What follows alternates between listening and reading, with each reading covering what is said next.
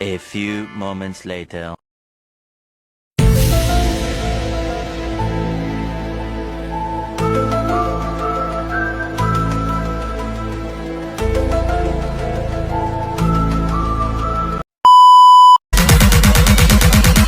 Welcome to the Baseface Network.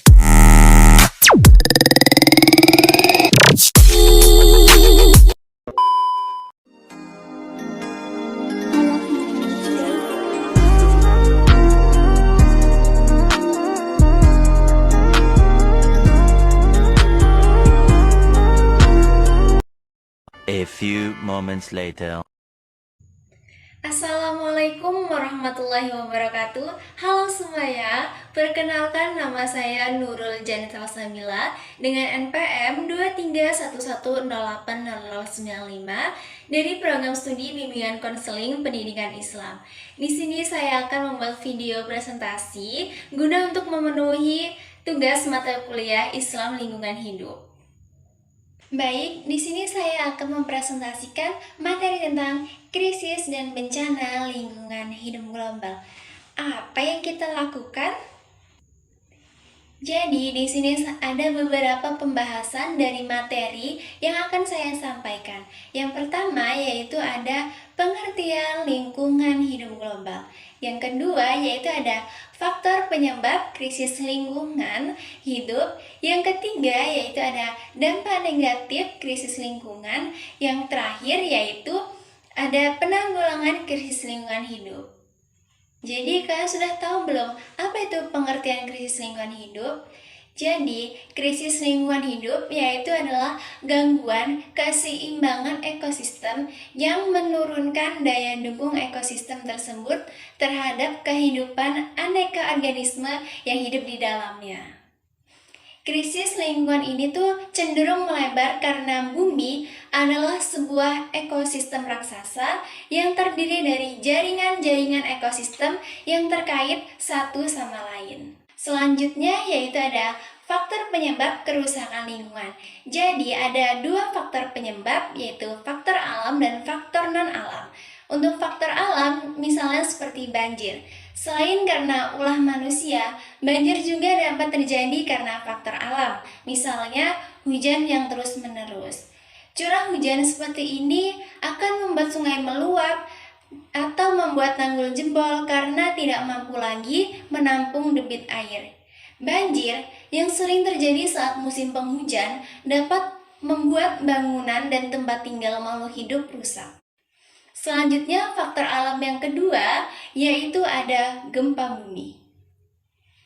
Gempa bumi terjadi karena adanya pergerakan lempeng bumi atau aktivitas gunung berapi dan dampaknya ini tuh bergantung pada besarnya kekuatan gempa. Gempa bumi itu akan mengakibatkan banyak bangunan roboh, terjadi tanah longsor, dan terputusnya jalur transportasi. Jika kekuatan gempa bumi sangat besar, kemungkinan akan menimbulkan tsunami. Selanjutnya, faktor alam yang ketiga yaitu ada gunung berapi meletus. Gunung berapi meletus. Saat meletus, gunung berapi akan mengeluarkan abu vulkanik, lahar, lava, uap panas, dan material lainnya yang dapat berlangsung lama bergantung pada besarnya kekuatan letusan. Tetapi saat kembali normal, daerah yang berdampak letusan itu akan menjadi subur. Letusan gunung berapi akan mengakibatkan gangguan pernapasan, gas beracun, kerusakan lingkungan, dan bahkan dapat mematikan lingkungan sekitar. Selanjutnya yaitu ada faktor kerusakan lingkungan yang disebabkan oleh manusia. Yang pertama yaitu adalah membuang sampah sembarangan, yang kedua menebang hutan secara liar, yang ketiga limbah industri. Selanjutnya, ada dampak negatif krisis lingkungan hidup. Yang pertama yaitu ada tanah longsor. Tanah longsor ini disebabkan oleh dampak bencana alam akibat ulah manusia. Penebangan liar tanpa rehabilitasi menyebabkan erosi. Banyak permukiman yang terkena dampak langsung dari bebatuan lereng dan perbukitan sehingga sering menimbulkan korban jiwa akibat bencana ini. Yang kedua yaitu ada global warming. Global warming yaitu adalah proses peningkatan suhu rata-rata atmosfer, laut, dan daratan bumi. Global warming itu dapat menyebabkan efek rumah kaca, memicu terjadinya kebakaran hutan, dan memicu terjadinya kekeringan. Selanjutnya yaitu ada kebakaran hutan. Kebakaran hutan dan lahan ini disebabkan oleh dua faktor, yaitu alam dan non-alam. Faktor alam biasanya itu terjadi pada musim kemarau, kemarau panjang, sambaran petir, dan letusan gunung berapi. Di sisi lain, faktor tidak wajar lebih banyak disebabkan oleh faktor non-alam, yaitu misalnya seperti kesalahan manusia. Selanjutnya yaitu ada penanggulangan krisis lingkungan hidup. Jadi, ada yang pertama yaitu adalah menerapkan prinsip 4R. Yang pertama adalah reduce, yang artinya mengurangi sampah. Sedangkan reuse berarti menggunakan kembali sesuatu dalam bentuk aslinya. Recycle itu berarti mendaur ulang sampah dan menggunakan kembali menjadi barang yang berguna. Yang terakhir yaitu ada replant, yaitu adalah menimbun sampah organik untuk dijadikan kompos. Selanjutnya, penanggulangan yang kedua itu ada reboisasi. Reboisasi itu adalah penanaman hutan kembali, yakni hutan yang sudah gundul agar dapat berfungsi dengan baik sesuai peruntukannya lagi. Yang ketiga yaitu ada rehabilitas hutan dan lahan.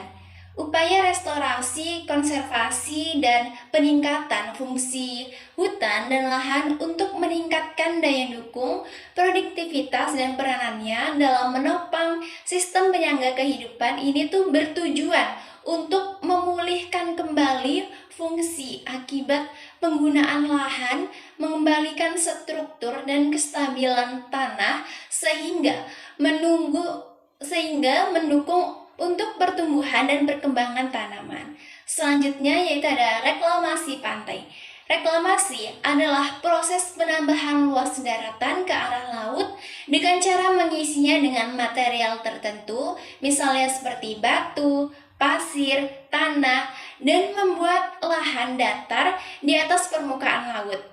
Dengan adanya reklamasi pantai ini dan penanaman tembakau, hal ini menjadi salah satu cara untuk mengatasi kerusakan lingkungan akibat ulah manusia.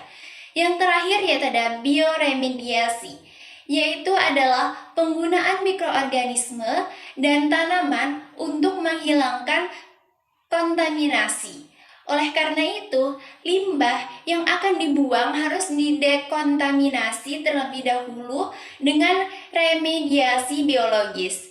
Limbah yang dibuang tidak menimbulkan dampak negatif terhadap lingkungan. Baik, dapat kita simpulkan dari materi yang sudah saya sampaikan bahwasanya krisis lingkungan hidup merupakan masalah yang sangat kompleks dan serius yang dihadapi oleh seluruh umat manusia di era modern ini. Banyaknya bencana alam yang kita temui sekarang ini seperti banjir, tanah longsor, kebakaran hutan, suhu bumi yang semakin memanas atau menipisnya lapisan ozon.